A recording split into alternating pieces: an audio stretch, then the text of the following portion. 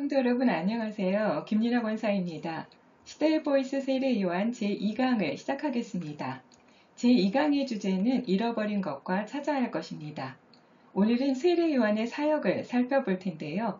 그의 사역을 통해 이 시대를 살고 있는 우리들이 잃어버린 것이 무엇이고 찾을 것이 무엇인지 함께 살펴보도록 하겠습니다. 사역이라는 것은 그 시대에 영향을 미치는 것이므로 사역을 살펴볼 때 그 시대 상황을 점검하는 것이 매우 중요하게 됩니다. 먼저 세례 요한이 등장할 때의 시대적 정황을 살펴보겠습니다. 세례 요한은 성경의 구성에서 보면 구약과 신약의 중간 시대에 등장하는 인물입니다. 유대 땅에는 말라기 선지자를 끝으로 약 400년간 하나님의 선지자가 나타나지 않았습니다. 이 기간은 사사시대와 포로기를 이은 이스라엘 역사상 최대의 암흑기였습니다. 구약의 말라기 선지자가 메시아가 오셔서 죄인들을 심판하신다고 선포한 이후 400년 동안 하나님은 침묵하셨습니다. 이 오랜 침묵을 깨고 등장한 인물이 바로 세례 요한입니다. 마태복음 11장 19절에 모든 선지자 및 율법에 예언한 것이 요한까지니 라는 말씀은 세례 요한이 구약시대를 마감한 인물임을 명백히 드러내고 있습니다. 그리고 구약을 과거로 하여 새로운 시대인 신약시대를 도래시킨 예수님에 대해 증언함으로써 결국 세례 요한은 구약과 신약을 이어주는 가교의 역할을 하게 됩니다. 세례 요한의 등장은 기독교 역사에 매우 가치 있는 인물임을 음악에서도 찾아볼 수 있습니다. 성도 여러분, 기독교 음악의 최고봉이라고 찬사를 받는 핸델의 오라토리오 메시아를 잘 알고 계시죠? 대표적인 곡이 지금 듣고 계시는 할렐루야입니다. 이 할렐루야는 핸델의 오라토리오 메시아에 속한 곡인데요. 메시아는 3부로 나뉘고 총 53곡으로 구성되어 있습니다.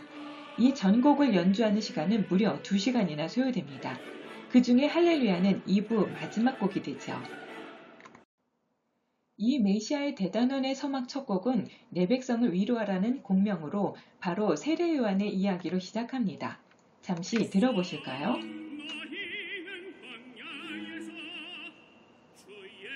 그러니까 유대 땅의 말라기 선지자를 끝으로 400년 만에 처음으로 광야에 하나님의 사람의 음성이 들려오기 시작한 것입니다. 그 사람의 사역과 메시지는 특별했고 하늘에서 보내신 선지자로 알 수 있게 하는 특별한 무엇이 있었습니다. 자, 그럼 오늘의 주제로 그의 특별한 무엇이 어떤 것인지 지금부터 여러분과 함께 알아보겠습니다.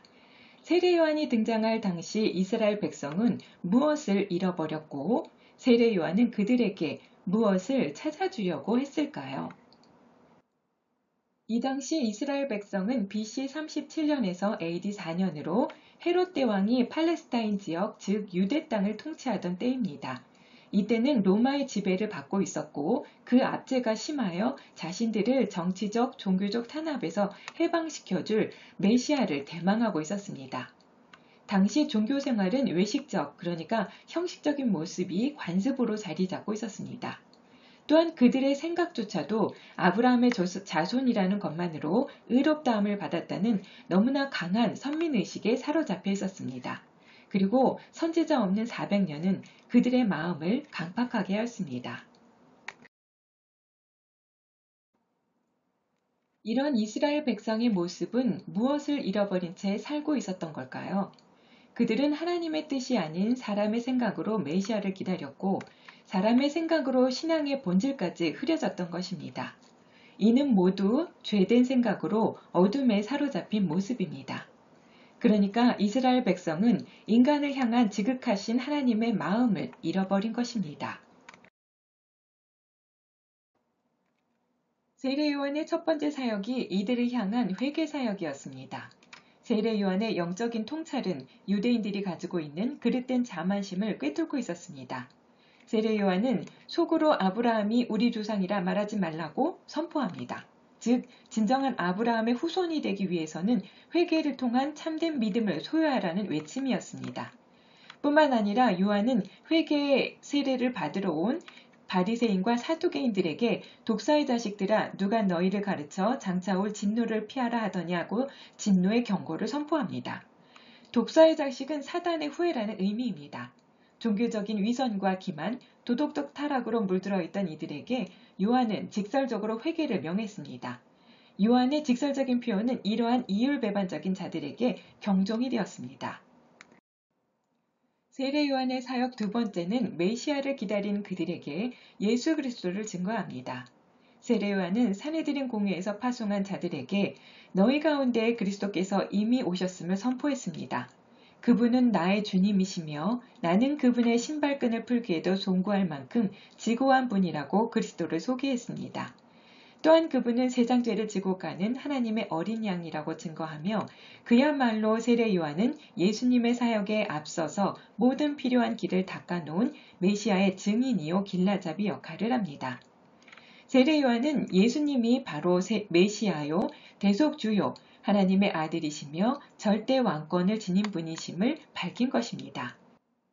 성도 여러분, 그렇다면 현재를 살고 있는 우리들은 무엇을 잊고 살고 무엇을 추구하며 살아가야 할까요? 우리가 사는 이 세상은 24시간이 너무나 밝습니다. 세상의 온갖 찬란한 조명과 인위적인 밝음이 태양의 빛을 잃어버리게 합니다. 은은한 달빛, 서글프도록 아름다운 석양, 벅차오르는 동력 하늘의 일출, 쏟아지도록 영롱한 별빛들. 우리는 사람이 만든 강렬하고도 화려한 불빛으로 태양의 빛을 가려버렸습니다. 이러한 우리는 인간이 만들어낸 인공적 빛 때문에 태양이 간절하지 않듯 하나님도 잃어버리고 살 때가 많습니다. 24시간 어려움 없이 살고 있다는 착각 속에 창조의 역사를 잊어버렸는지 모릅니다. 태양이라는 존재 때문에 지구가 존재하듯이 인간이 하나님의 존재를 놓쳐버리면 만물과 구별되지 못한 존재가 돼버리고 맙니다. 그렇다면 우리가 어떻게 해야 할까요? 저를 포함한 먼저 믿는 우리들이 기억할 것과 무엇을 구하며 살아가야 할까요? 하나님을 기억하지 못하는 세상에 살고 있는 우리는 진정한 복을 알게 하시고 구원에 이르게 하시는 하나님을 반드시 기억해야겠습니다. 세례 요한이 어둠과 죄악에서 물든 이스라엘 백성에게 외친 것처럼 내 안에 예수님의 놀라운 사랑과 지혜가 나의 삶의 빛으로 드러나도록 노력해야겠습니다. 그로 인해 하나님께 영광을 돌리고 사람들이 하나님을 알게 되기를 소망합니다. 시대의 보이스 세례 요한 제2강을 마치겠습니다. 감사합니다.